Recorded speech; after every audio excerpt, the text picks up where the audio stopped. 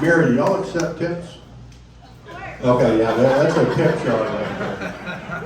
It's just pilots. I wasn't sure if they knew that you did. A lot of them flew Tokyo, and that's why they flew it. I'd like to thank the crew and Randy. Randy Ford, the reason we're here is because of Alan Brock and Randy were fraternity brothers at UTA, and that's how we ended up here. And this is just a great, venue for us. Well, if anybody wants to do it, and you mentioned Gray Eagle, you can come over here for a baseball game, and for $10 you get a bus to the game and back. And so that's one of the services that they provide. Thank Judy and Terry and Beverly for manning the front desk there and welcoming everybody in. And Jacques is always here, Bob Lyons, Don Gates, helping me out on all of this. Jay Cooley, where are you at? Come on up here. You got 2 minutes. 2 minutes. Okay. Well, now a minute and a half. No. Jay is. Cut into my time. Jay is. Are you in charge of the convention? I'm the local coordinator. Local coordinator. Just a reminder about the upcoming 2024 Grapevine Convention / Get Together. The hotel is the Embassy Suites, and you can now make reservations. It's October 31st to the 4th, and preceding that, on the 31st, we're also going to have a little golf tournament. So I have a volunteer sheet for those who would like to help volunteer. We're going to be needing help with hospitality and check-in registration and a few of those things. A few of you have already signed up, and we'll get back to you with details as we get a little further on, a little closer. But also segueing into the golf outing, which is next Tuesday. If there's any of you that still want to join us, there's a sign-up sheet here, and talk to me because we have to get the money in right now. And so there's 2 different clipboards, volunteers for the convention and the golf sheet. And with the golf, I don't know if anybody's been involved over the years with the Pilots for Kids Foundation, but I wanted to introduce Ranger Roberts. He's also a fellow golfer, but he's also involved heavily with the Pilots for Kids. And I have been for years, where we go and visit the hospitals at Christmas time and hand out toys to the kids and so forth. And so they have a charity golf tournament every year, and this year it's next month, May 20th. And I'll let Ranger just introduce that and just tell you a little bit more about Pilots for Kids, if you're not familiar with it. Ranger? Yeah, just real quickly, Pilots for Kids is a national organization, as Jay mentioned. It's from all types of pilots, military, corporate, commercial, and we have one fundraiser a year. It's been around since 1983. If you have questions about it, it's pilotsforkids.org. You can go on there and look. The only thing we do is it's all volunteers, 100% volunteers. 100% of your donations go towards the kids and the families that are in hospitals during December, that time of year. So we usually visit 4 hospitals. I've been involved with Pilots for Kids since at least 25 years.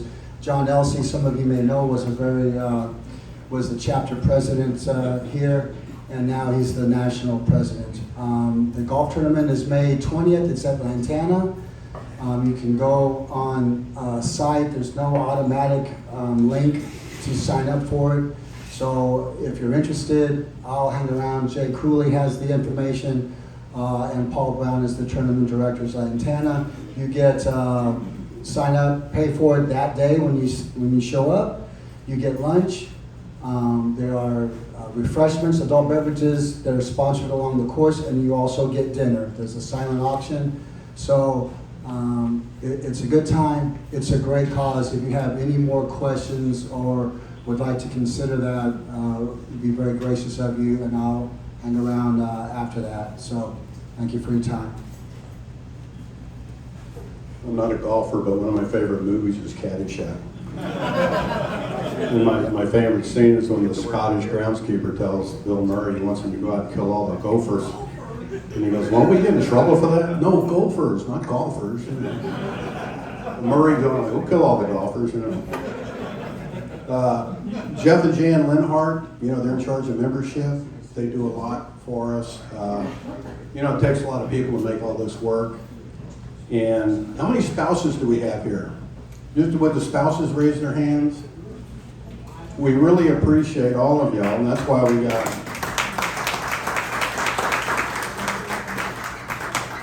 I don't know a correlation, cause and effect, but since spouses started attending, our attendance has gone up like over 90. So maybe it's, you know, now they can go. Yeah, this is really interesting. What I started off with this, I said the times they are a-changing, then I announced all the problems and you know happening in the industry. We've seen so many of them. And this is perfect for Dena to get up and talk. And I personally have some guests here. I've got Brian to talk about how this works out. Brian was in elementary school with my daughter.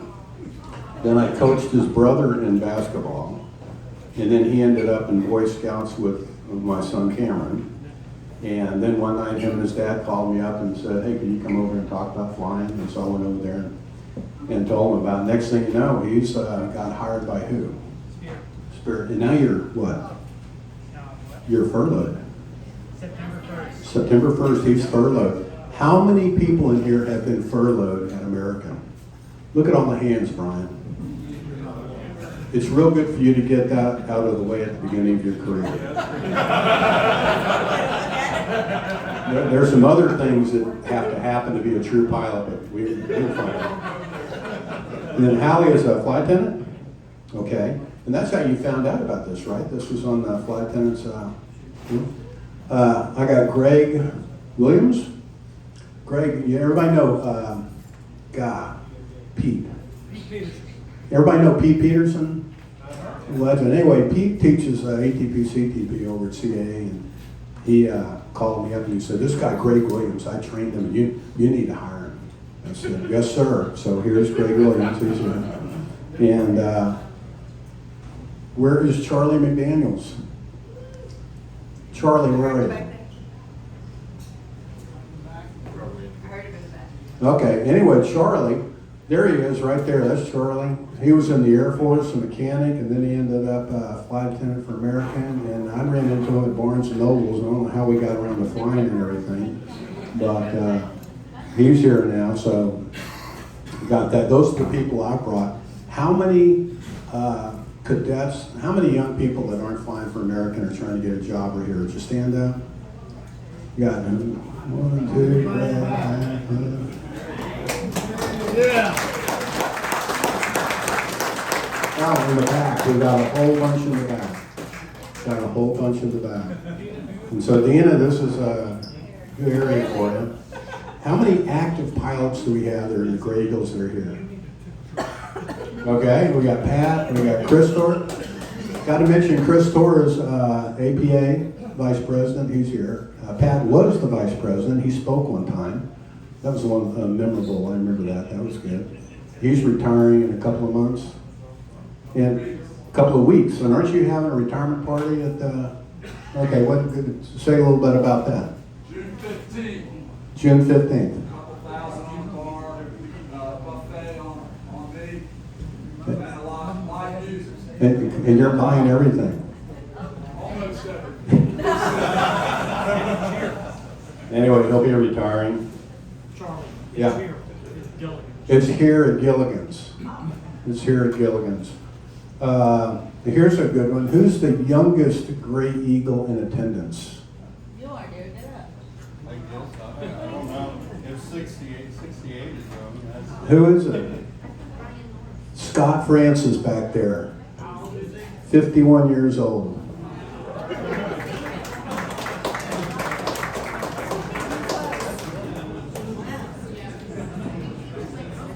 So anyway, there's just so much we've talked about with all this. It's time for Dena.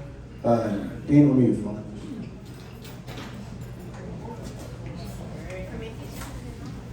Dena is the Senior Manager of Pilot Recruiting and Development. You get up here, Dena.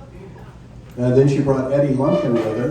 He's a Senior Analyst, Pilot Recruiting and Development. And then Christine Crowell, Senior Analyst, Pilot Trend Reporting. So, I mean, I can't think of three better people to keep us advised and let us know what's going on in the industry. So, oh, one other thing. I had Judy Tarver sitting across from you. Talk about legacy. How many people were hired by Judy Tarver? Yeah. Oh my gosh.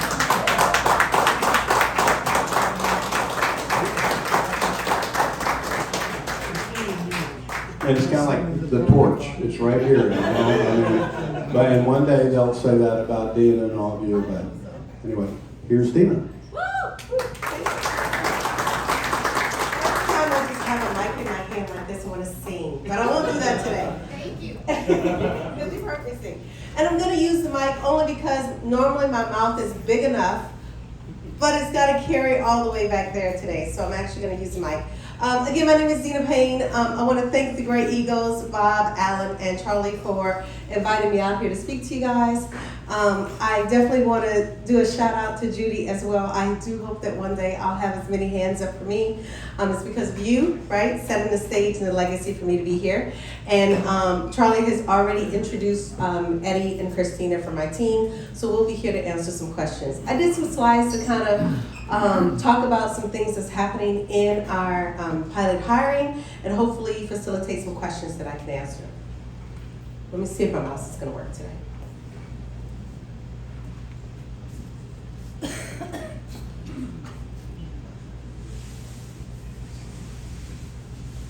There we go. All right. It went to sleep on me. So this is a little bit about me. Kind of how I got started at American Airlines. I'm getting used to saying how long I've been there, but I started as a flight attendant at JFK, which I still think is the best space in the system, even though I've been here in Dallas for quite a while. I did a lot of different positions in flight service and as a flight attendant, and then I went into communication, which was my initial major, and worked in flight service communications, airport service communications, and flight communications. So I worked with three of the major, actually four of the major groups of American Airlines: pilots, flight attendants, agents, and fleet service clerks. And then I went into the flight department. I've been there since 2009, and working with pilots exclusively since 2009. In 2013, I was tapped to be an angel. I got to work with Terry Randolph and Renee Hill, and we were the orientation angels.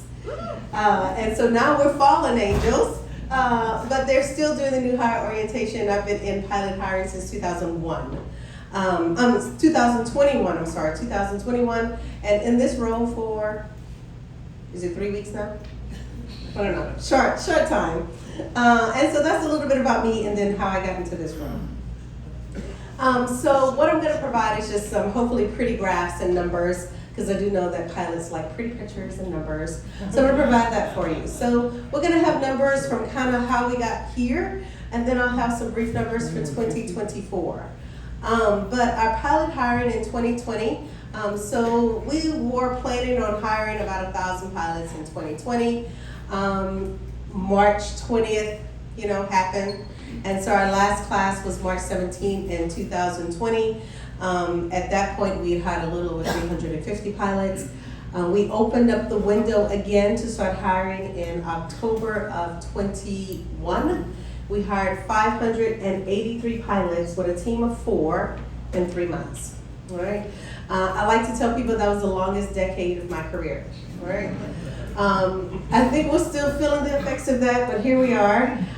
In 2020, we hired a little over 1,850. That was unheard of at the time. And then last year, we hired 2,161. That's 2,161 pilots that we hired last year. All right. So that's what that looks like. When you look at the graph, you have selection and flow. So selection is those pilots that came in through the interview process that me and my team handled. And flow, of course, is part of the flow agreement that we have with our holding. Our pilot hiring outlook, this is what it looks like. So for the longest, these were all 2s. All right. This year, we are planning on hiring about 1,300 is the number that's out there now.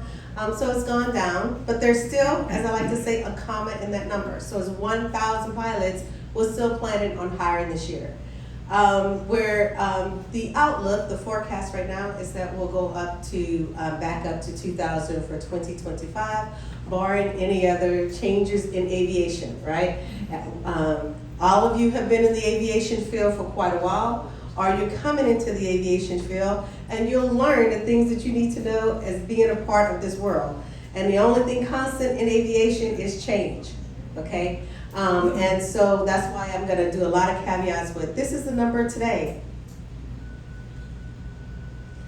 American is still hiring more pilots, I think, than any other major carrier or any airline out there right now, because we have mandatory retirement outlook.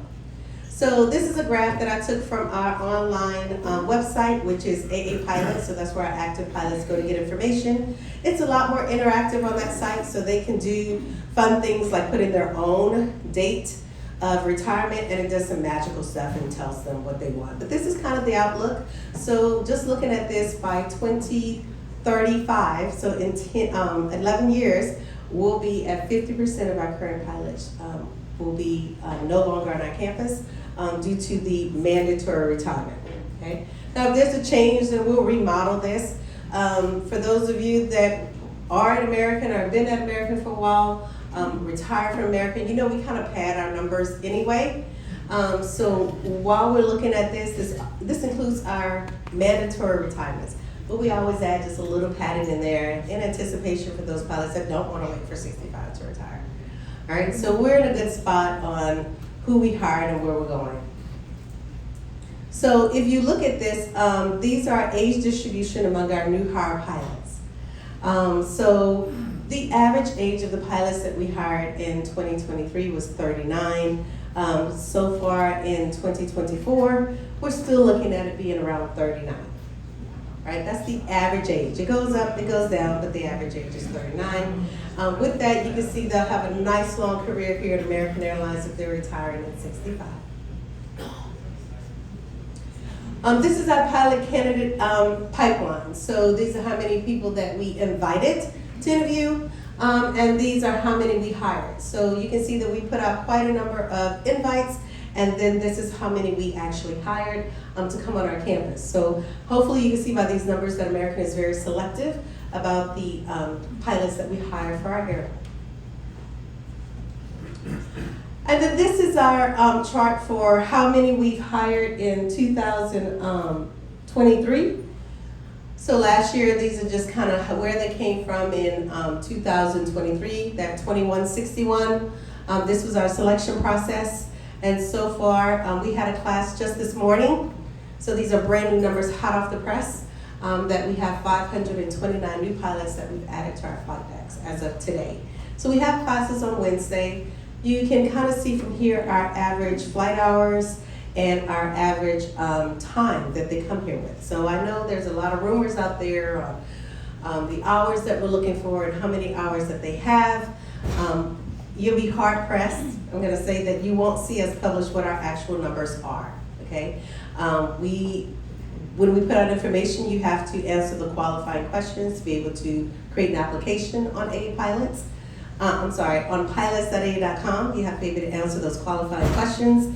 And then from there, you know, that's the minimum, but we don't hire the minimum. So we won't tell you what those actual numbers are, but hopefully this gives you an idea of what the range is. These are average. This is just recently. So these are our hiring events. So almost every month, it seems like this year, but I think it's like nine events that we're doing this year. And these are the hiring events, how many we hired from that event. From NGPA, we gave out 29 CJOs. NGPA is the National Gay Pilots Association, Women in Aviation, WAI. TPNX is the pilot network. That's the one that we just came back from. So I think we just posted on LinkedIn how many we hired there. Hopefully you can see those numbers. It was a clean sweep. We interviewed 24, we gave out 24 job offers. All of them have a military background because that's kind of the focus of TPNX. And then these are our upcoming events where our hiring team is expected to be at. So we'll be at PAPA, which is the Asian Pilot Association. We'll be at OBAT, which focuses on the Organization of Black Pilots. LPA is our Latin pilots, and RTAG again is the military, so it's Rotary to Airline Group. And so those are kind of the focus on those at those conventions. So these are career expectations for our new hire pilots.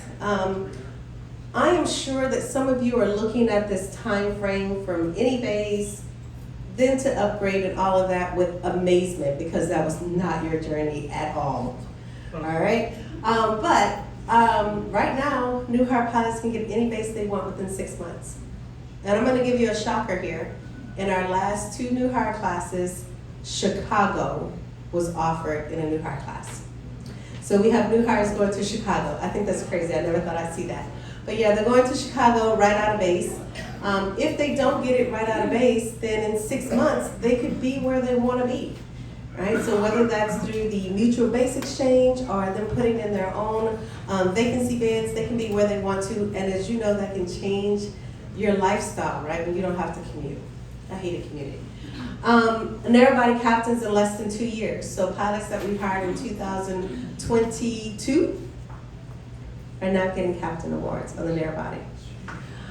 So they're looking at that in less than 2 years, wide body first officer in less than 2 years, and a wide body captain in 10 to 15 years. So the movement for new hires here, especially when you look at that age I showed you earlier at 39, is massive, right? So they can be enjoying that left seat for quite a while they're here. So how do you become a competitive applicant? I typically start conversations when I'm doing meet and greets on, hey, I like to not have this information out there in the public when I'm giving out information, but this is one where I tell people you can take a picture, you can put it on a t-shirt, you can put it on your LinkedIn or any other social media that you're on. The other slides, we kind of keep those close to vest. I mean, it's not secret, but we don't want it out there because information changes. I don't want things to come back to me like, hey, Dena, you said this. I'm like, well, that was 2 months ago. All right. Again, the only thing constant in aviation is change. So these are the common traits of a competitive American Airlines pilot applicant. So these are the common traits, competitive, right? And so while this is a competitive applicant, hopefully you remember a slide a few slides ago that we hire highly competitive applicants, all right? So I'm going to touch on a few of these. One is an application is complete and up to date. When we say complete and up to date, that is looking at your application and making sure there's no errors. Anytime there's a question that needs to be asked on your application, that gives the recruiters pause, and then we'll just go to the next person that we don't have questions to answer. So before I came here, I looked to see how many applications we have on file. We have over 14,000 applications on file. Out of those 14,000 applications, there are about 4,500 that are active applications. All right, so there are a lot of applications on file that our recruiters go through. They look at that. So again, anytime there's a question that they have to ask or something like, hey, I wonder, they'll just go to the next person that they don't have to spend all that time on. So making sure your application, your name is spelled correctly. And there's simple things, all right, that cause them to go on to someone else. Gaps of employment. Make sure that all of your years are accounted for, that you've been in aviation. So there's no gaps of employment that aren't explained. If you were unemployed, then put unemployed. If you were backpacking through Europe, then hey, I was out backpacking through Europe, right? Give us what those stints of employment are. Make sure that they're correct. Let me see. Make sure, you'll be surprised how often people misspell captain and first officer. All right? So things like that. That comes from my communication days. So I just get my red pen and mark it up. All right? I don't take points off, but I do mark it up. So quality letters of recommendation. I'm going to touch on that. Quality is underlined for a reason. A quality letter of recommendation should come from someone that knows you either from the aviation field or your character, so they know you personally, right? So quality letter of recommendation looks something like, hey, I've met Sarah. I know Sarah as this type of aviator, right? I've flown with her this amount of time. She's safe. This is how she reacts in an emergency situation. A quality letter of recommendation is not, I know Jamal. He seems pretty cool. He's on this flight. You need to hire pilots. You should hire him. Right? That's not a quality letter of recommendation. All right? We get that a lot. I love it when I hear those laughs because we do get those a lot. But I look at a quality letter of recommendation as I'm putting the full weight of my reputation and character behind that letter. Even if you have retired from American, someone there knows you, right? And so we're looking at you doing the same thing, putting the full weight of your reputation and character behind that person. We frequently get questions about why don't we do like a golden ticket, right? I have this person, my son really wants to be with American Airlines. Why can't you do this golden ticket? This would be the one person I need in. We're real proponents of, we're hoping that you've met a lot of great people from American Airlines, right? You used to be a pilot for American, you're currently a pilot. These are the people that you want in our flight deck. Why should you be limited to just one? All right, so that's why we allow you to do multiple letters of recommendation instead of this kind of one shot. Here's my golden ticket, that's the only person you get, right? What if you have a son and a daughter? Who do you pick? Your favorite? All right? And it should be your daughter, by the way. All right, your questionnaire is accurately marked. So one of the things we see commonly is in the area of training failures. So if you have a training failure or a check ride failure, what we're seeing is that those aren't being annotated on applications.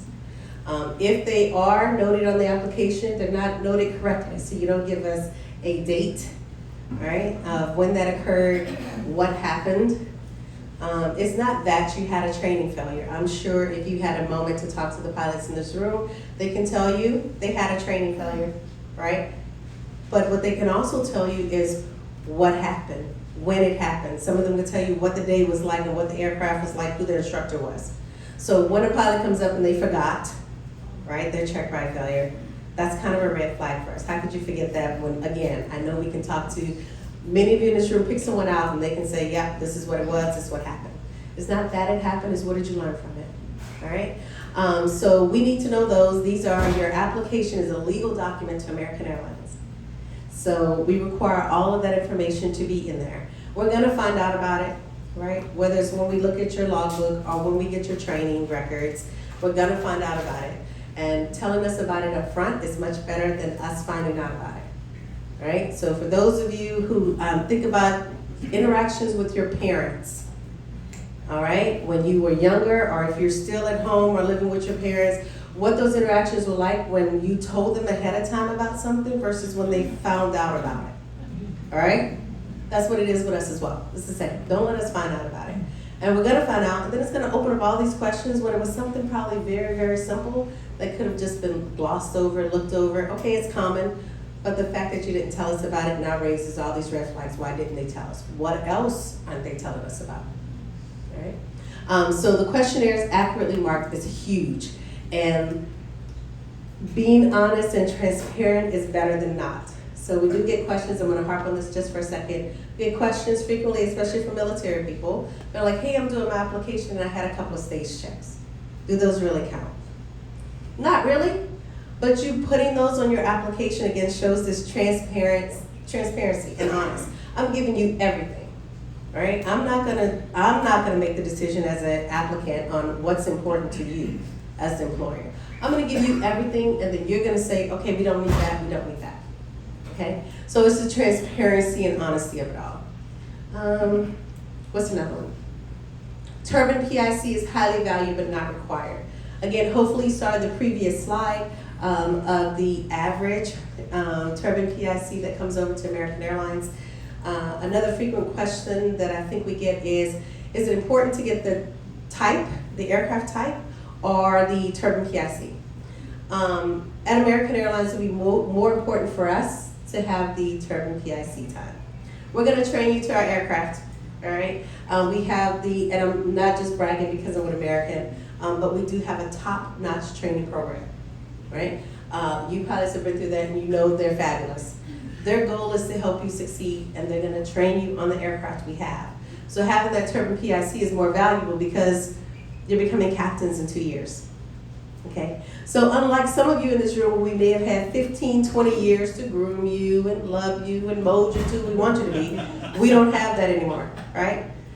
I think we'll get back to maybe about 5 years, but right now we don't have that time. So these are the things that we're looking for in a competitive applicant.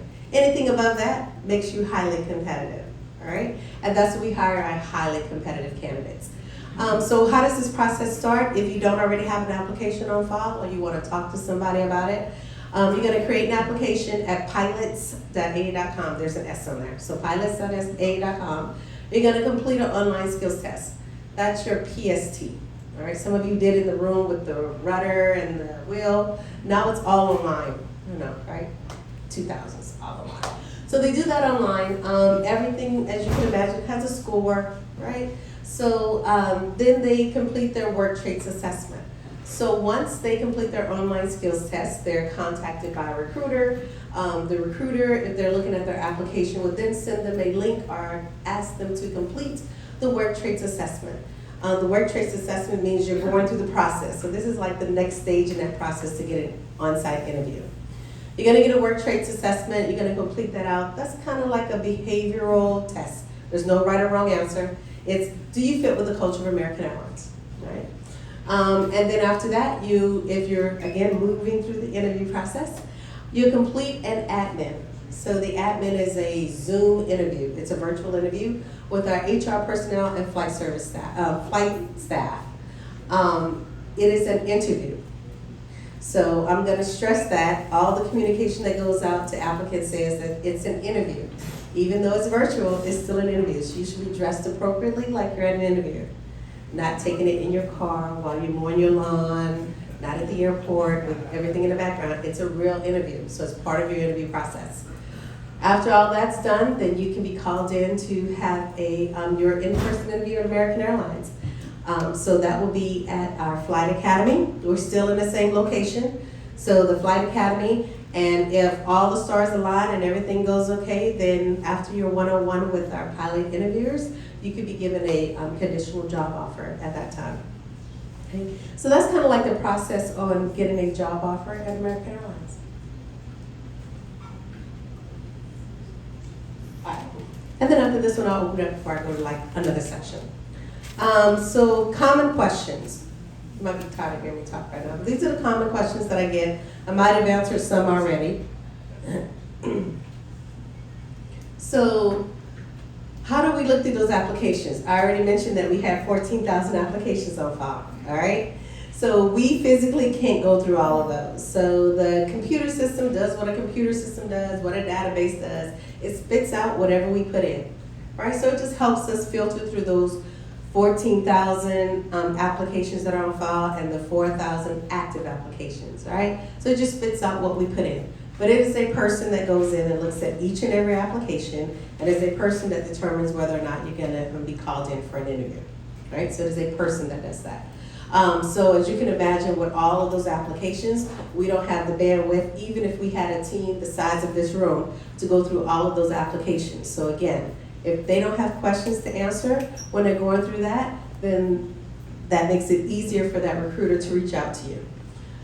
Take quality letters of recommendation very seriously. So those quality letters of recommendation are the most effective way to move somebody up in that stack. All right.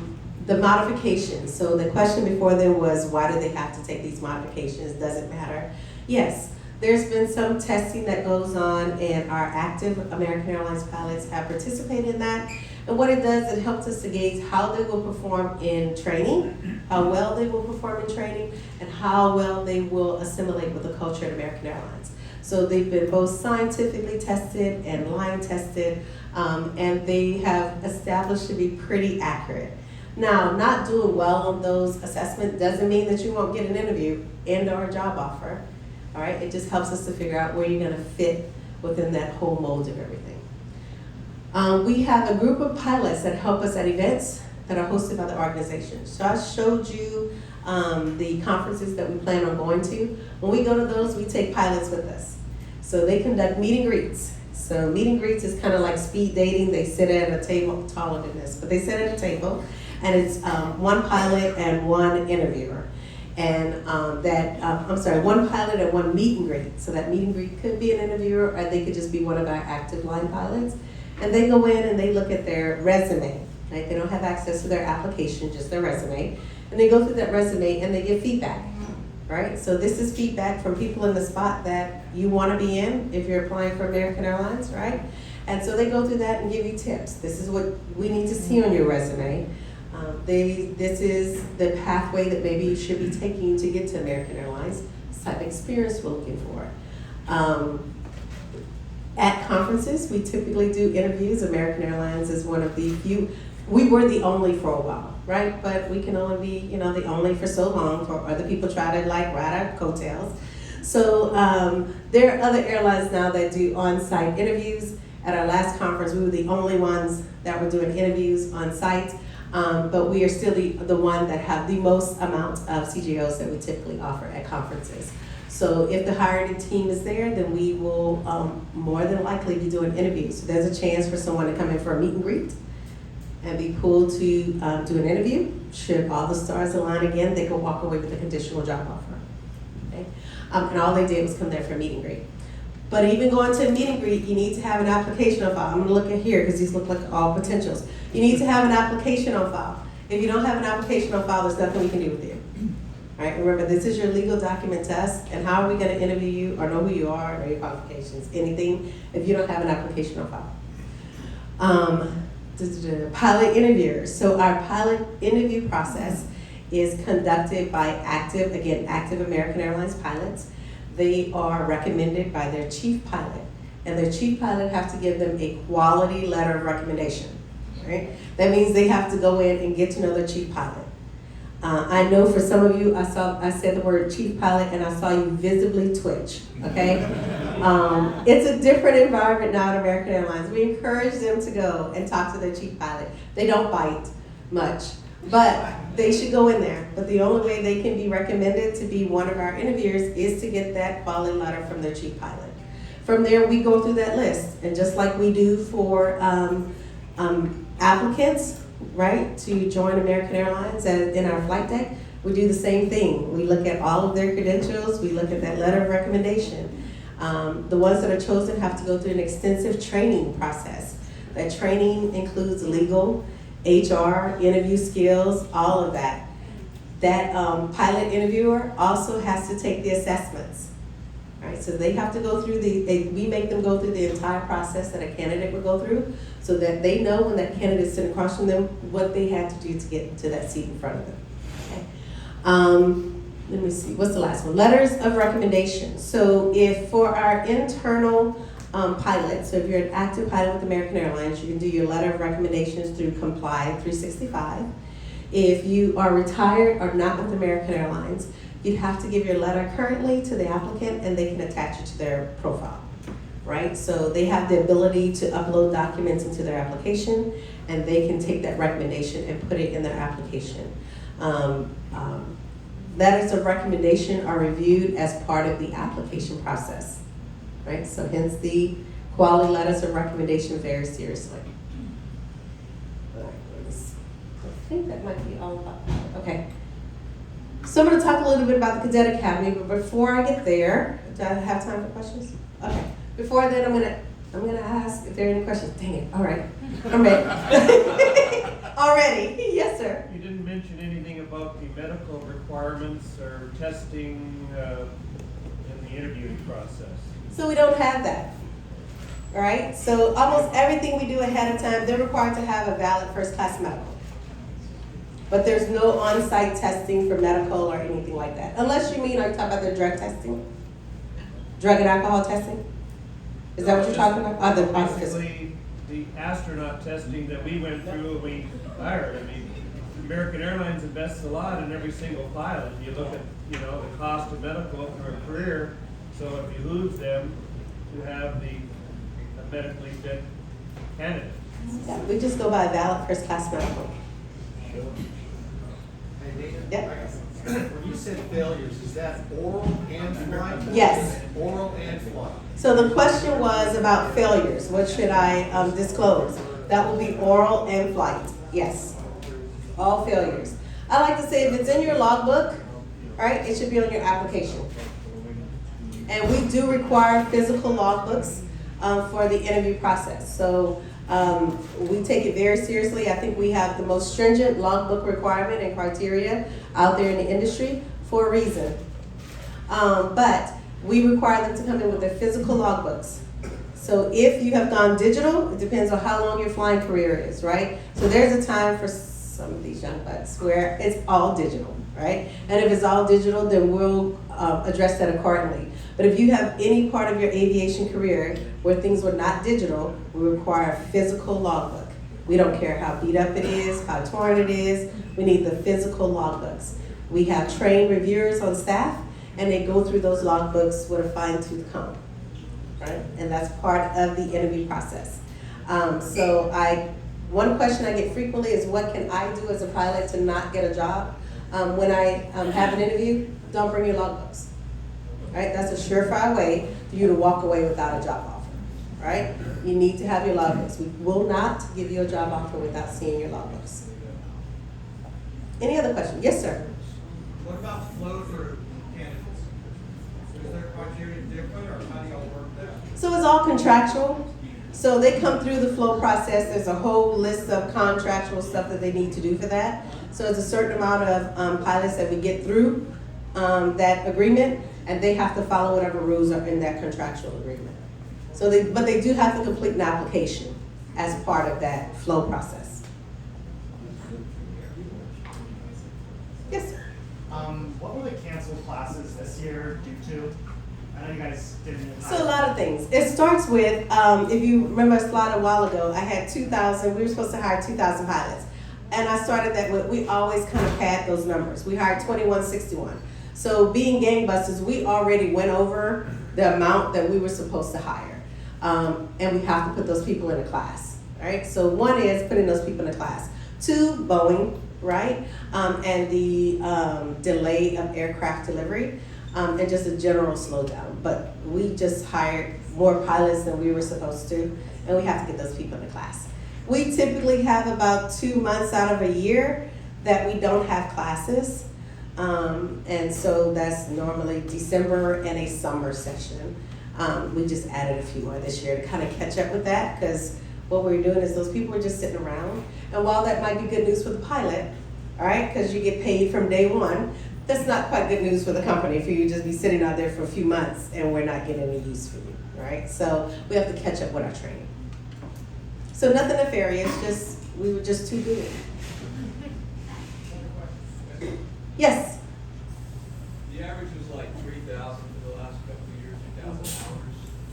Military guys, it takes them like 20 years to get that many. But do you have a number for the military guys? So I don't have a number, but we do have conversions depending on the type of aircraft they're on, right? So military is a little bit different, and I know the conversion, but again, it depends on different aircraft. So, but we do count in their turbine PIC. When we do that conversion, that's in there. So their numbers will be a little bit different, right? But that's just our average.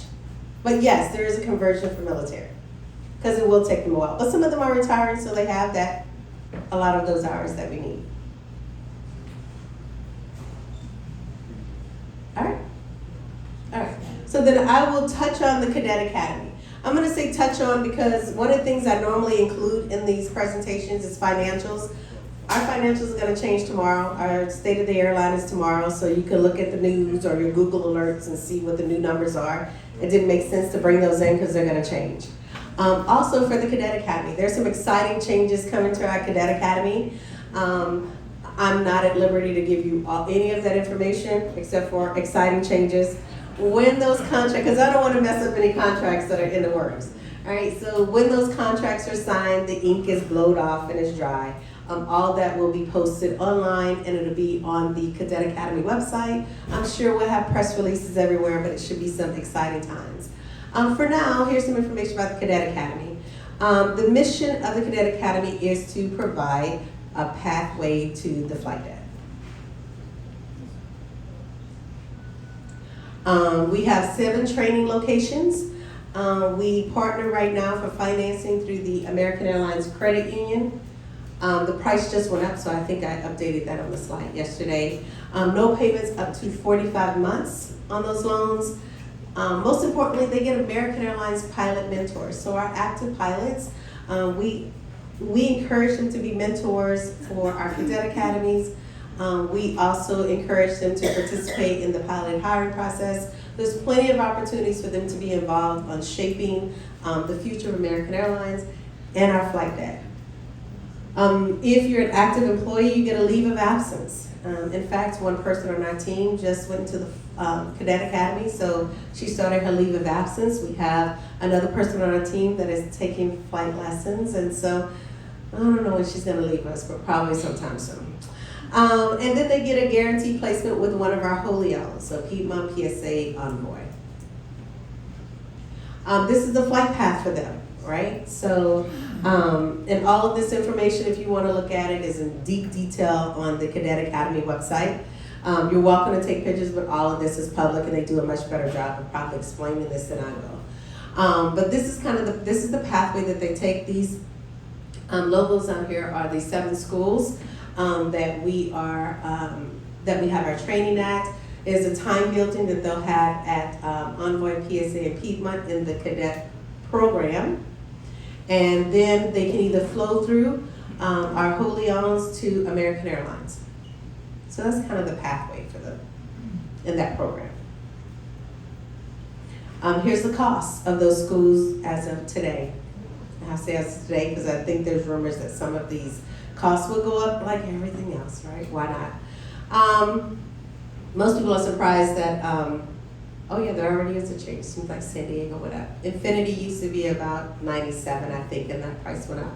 But the loan that they can get from the credit union is $126,000. Yeah, and that's through our credit union. They can get a loan through somebody else. All right. There's nothing stopping them from going through somewhere else. But if they want to go through the Cadet Academy, we partner with the credit union, and they can get that loan through there.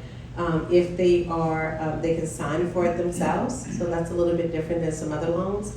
It's a little scary to think of an 18-year-old taking out a $128,000 loan. But I guess it's no different than going to law school or medical school or anything like that, right? And they have to sign those loans too. So there's some great, the interest rate is 0.25%. And again, they don't have to pay it until they're actually working as a first officer. So the Cadet Academy, the recruiters for the Cadet Academy work very closely with those candidates that they're taking on into the program. There's extensive interview process, just like what we do. They have to take assessments. Their mentors and the recruiters really follow up with them to make sure this is a career path that this person wants to take. There's a lot of money and time involved in that. So they're working with them. They have milestone moments along the way to make sure this is what they want. Here's the path to get there, right? Before they get to a point of no return and have to pay back all this money. They also get bonuses when they go to our wholly owns, and great mentors tell them to use that bonus on their student loans instead of going out buying motorcycles, cars, tattoos, whatever they spend money on. All right? Put your money on your student loan. It's not going to get forgiven. Put your money on your student loan. Cadet Academy. So this is where we are today. And I say today, I think I updated this probably 3 or 4 weeks ago. So this is where we were 3 or 4 weeks ago, right? So this is how many cadets are enrolled. Again, the number of applications on file. I didn't look at it before I came here, but there's a comment in it. So there's a lot of candidates, but these are how many are actually enrolled in the program. Our focus, of course, is to target those people that may not have known that flying could be a career for them.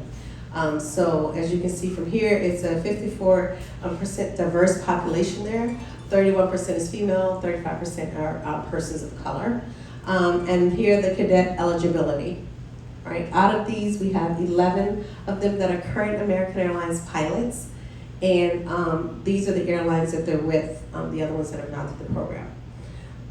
The first 2 applicants in the Cadet Academy started the program in 2016. They started that program then. This was their first career. The other one was starting their second career in life. They're both American Airlines pilots now. They were hired in, November 22? November 22. And we're looking forward to having one of them join our interview team. So the path wasn't that long for them to get from 0, both of them had 0 hours, to now be here at American Airlines.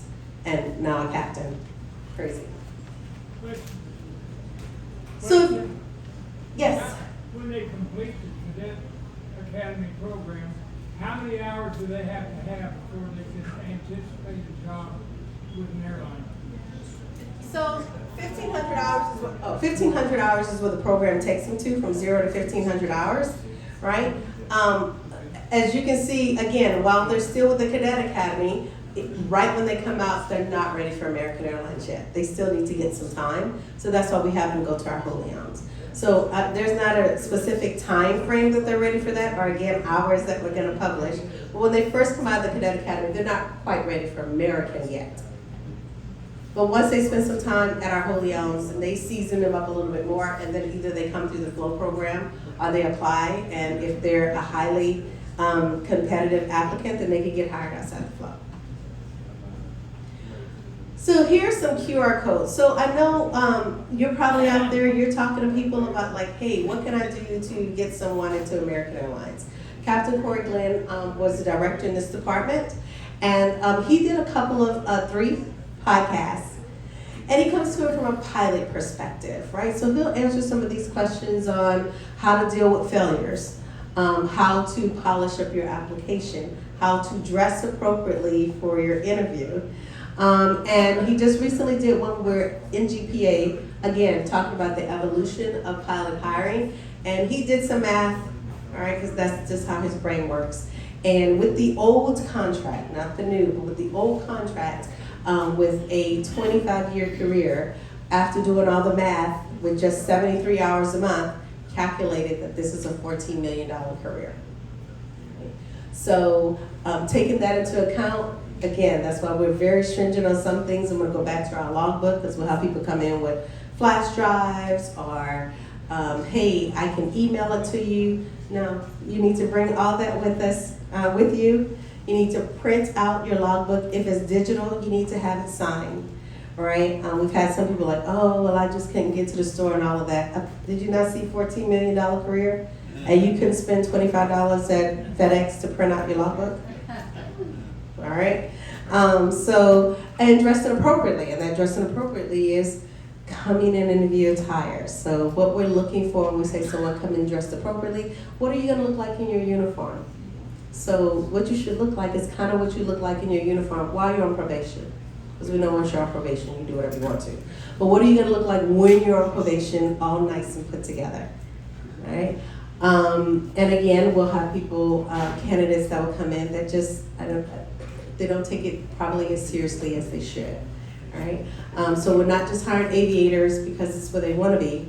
We have a vested interest in the success of the people that we hire.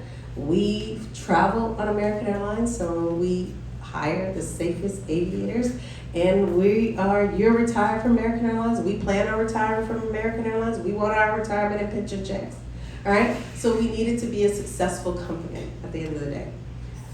I think that might be my last slide. Perfect. This is like our contact information and how to apply.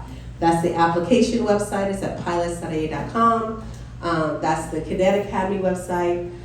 So you can go there and get information. Yes, sir. You mentioned the term probation. How long are they on probation? Oh, I'm trying to think of that, and I should know it off the top of my head. Oh, Terry, how long are they on probation? 12 months? 12 weeks. Thank you. No, month, Terry. Oh, we're not missing the edit. I know, you're retired. I'm looking at Terry because she's one of our angels, and I've been out of the angel world for a while, but I think it's 12 months, 1 year, or some hours and some number of training events. But their employment starts on day 1. I'm not sure if that's what it always was, but employment starts on day 1. Their pay, benefits, and employment seniority starts on day 1. Yes, ma'am. From the newsletter, it started out kind of in a negative tone that their other airlines were not hiring or cutting back or furloughing. But we're not doing that. We're not in that. Now we slowed down, right? So we were planning on 2,000, and we're now at 1,300. So we're still hiring a lot of pilots, because I'm sure back in the day, even the number 1,000 was kind of unheard of. So we're still hiring over 1,000 pilots. But yes, everyone's slowed down a little bit. A lot of it is because of issues that's happening with our aircraft deliveries in Boeing, right? And then just the normal downturn. I like to say what goes up must come down. right? That 2,000 was just crazy numbers, and I think it was just all from COVID. Again, aircraft deliveries, retirements. So other airlines have different reasons on why they're cutting back. I know it's affecting some people that have already gotten furlough notifications, but American is not in that spot. And barring any national or international event, we're not gonna be in that spot. So there's no meetings, no discussions on what we're gonna do if, right? The only way something will happen is another COVID or something else that's something outside of our control. But I am, without even seeing the numbers tomorrow, I'm sure we're gonna have great financials for tomorrow. And showing how we're paying off our debt. Americans doing a very good job of paying off that debt. We got our aircraft when interest rates were low, right? Kind of like our houses, so you got it low, great. For those of you trying to buy a house right now, I'm sorry. And it is what it is. But we bought ours when we got all of our aircraft at a low interest rate. So again, this is our contact information to contact us, our pilot.recruitment@a.com. Is a group mailbox, so when you send something there, we all have access to that.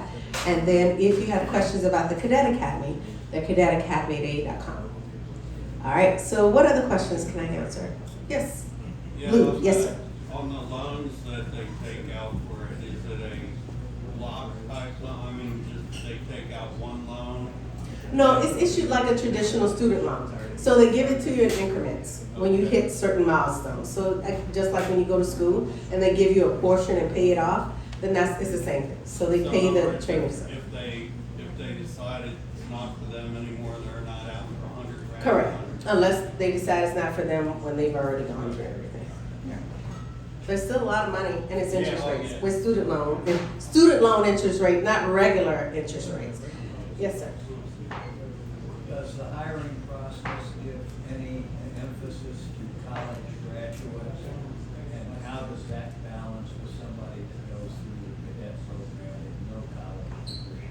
Okay, so the question, if you didn't hear it, was does the hiring process, make sure I do it correctly, give any points or credit to college graduates, and how does that work with the Cadet Academy?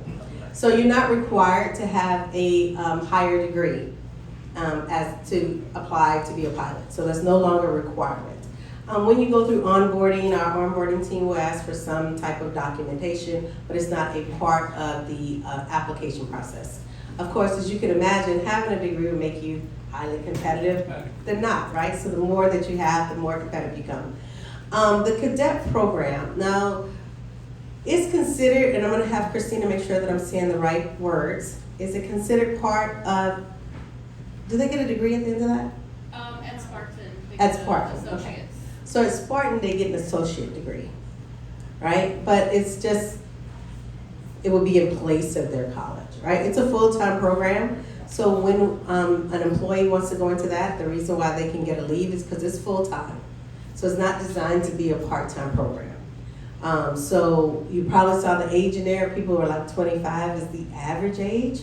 That's the average age because people with least life experiences have least responsibilities, right? Those cadets that we hired from the beginning of the program, one of them, again, this was their second career in life, so they were older. As we get more life experiences, we have more responsibilities. So it's designed to be full-time. If you have a family, you have bills, you have a life, you have to kind of arrange that to see, is this the program for you so that you can commit to it full-time. But for college credits, just Spartan is the only one that gets an associate degree at the end of that. I saw another hand, you sir? Yes, what would be the minimum hours required to submit an application? Should you already have your 1,500 as an ATP before you apply? Or? Yes, I can answer those hours. So the pre-qualified questions are a unrestricted ATP. So you have to have an unrestricted ATP. You have to have a first-class medical, valid first-class medical. The right to work in the United States, unrestricted, right? So you're able to come and go. You have to be at least 23 years old, right? So those are the questions you need to have a positive to yes in order to create an application. If you don't meet those, then you can't even create an application, right? But if you can answer at least those questions, and I think there might be one more I might have missed, but if you can answer those questions, then you can go in and you can create an application and you can submit it. All right? I'm looking over there because you all look like you're ready to get started. So you can submit that. Now, again, if you don't meet our minimum thresholds when you create that application, then you're not coming up in any of these reports. We're probably not we're looking at your application, but there's nothing we can do for you yet. A way to be seen if you're not hitting those minimums is to go to these conferences. All right, so that's a chance to be seen. That's, again, a chance for someone to look at your application. If our recruiting team is there, they can look at your application. If it's our meet and greet team, then they're looking at your resume and they're giving you some tips on how to navigate that, what's the best path to get to American Airlines if you're not quite ready for us yet. So they can help with that path on how to get there even if you're not ready quite at our threshold. But if you are a seasoned aviator, put in your application. I just told you we're not going to tell you what our minimums are, right? What we're hiring to. So if you don't know, don't get back into that bucket of, I'm just going to give them what they know, what I think they need instead of what they need. Let us determine what we need. Put it all in there because you never know. And again, if you go to a conference, we don't know who you are if you don't have an application on file. And there's a lot that goes into that application, so sometimes candidates are like, I could just do it when I get to the conference. You have to sit and work on that application, so it's not something you can do in the spur of a moment, right? Because we'll look at it and we're like, well, there's so much stuff missing, and things are going really fast at a conference, and we're like, again, there's too much stuff missing, so we're just gonna have to move on to the next person until you get this ready. Okay. Yes, sir. Okay, you got me confused a little bit. You complete the cadet program. Then you go with the regional carrier. After you're with them for a period of time, you're hired by American Airlines. At that time, you have a year of probation, and if so, how much are they paid that year? So it starts with the Cadet Academy. So the first thing you do is the Cadet Academy. So that's this program here, and then the Cadet program is with the wholly owned.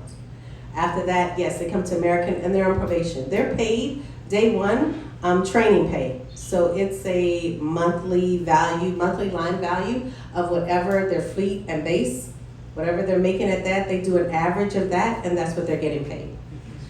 So they get paid training pay, not probationary pay, and they get paid starting from day one.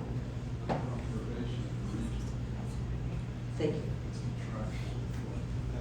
Yes? Yeah, on the Cadet Academy, can they come in with prior certificates or experience?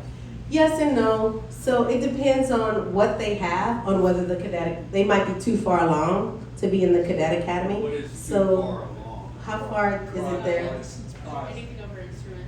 Anything over instrument, in case you didn't hear it. So anything over instrument, Okay, right? The Cadet Academy just wouldn't be for you. You're too far along. okay. Yes, I'm sorry. Yes, sir. Yeah, do you have any statistics on the wholly owned pilots, how many have gone hired outside of the floor? So far this year it's been 15. Right, so we're in, what month is this? April? So in April, we've hired 15 outside of the flow. Any other questions? Yes, sir. You've done a very thorough job of briefing us on everything. Oh, thank you. Oh, thank you. No, thank you. Okay, in case you didn't hear that, he said I did the most fantabulous job of briefing you guys. And that my tip jar be up here for you to drop some in. Oh, that's what I heard. I'm sorry, that's what I heard. No, thank you. But the tip jar will be up here. Okay, so if there's no more questions, Eddie and Christina and I will be hanging out here, so if you want to talk to us, feel free. We do have another meeting to get to at our headquarters, so we won't be able to stay too long. As you can imagine, we have to be back there by 2 o'clock. So we only have about 15 more minutes here, but we're happy to talk to anybody if you need us to. And thank you so much for the invite. I appreciate that.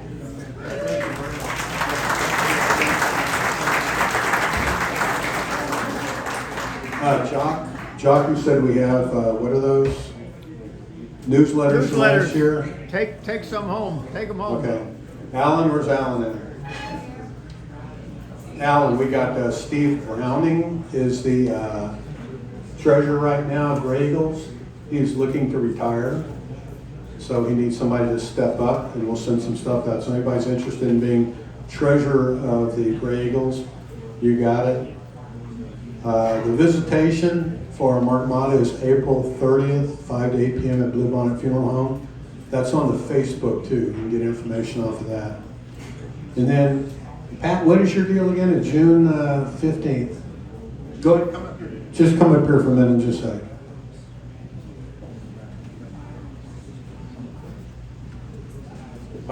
Captain Patrick O'Rourke, Airbus, DFW, former negotiator for APA for a couple of years and vice president for 3 years during the pandemic.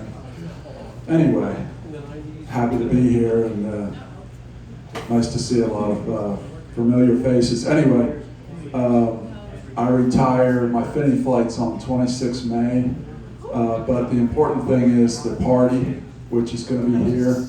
Right on this stage here, we got live music. It's going to be 15 June, and that's a Saturday, 6 to 10. 6 to 7, there'll be a complimentary buffet.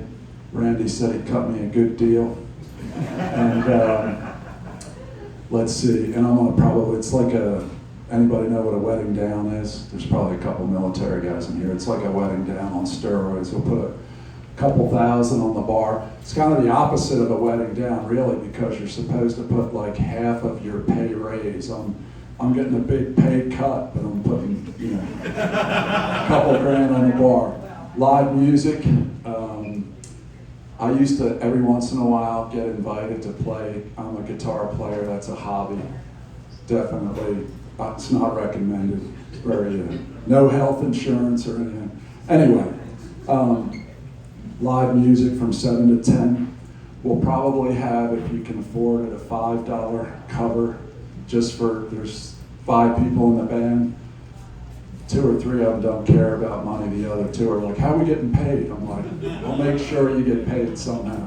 But anyway, if we're short there, I'll just pay them. They're pretty cheap anyway, cheap labor. 15 June, it'll be a good time. You'll hear some good music, rock and roll. There's a little bit of country in there, but mostly rock and roll, 70s and 80s stuff. By the looks of you, most of you might like that.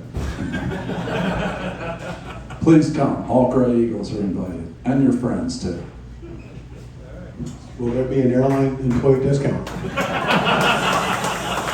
right. What more do you want?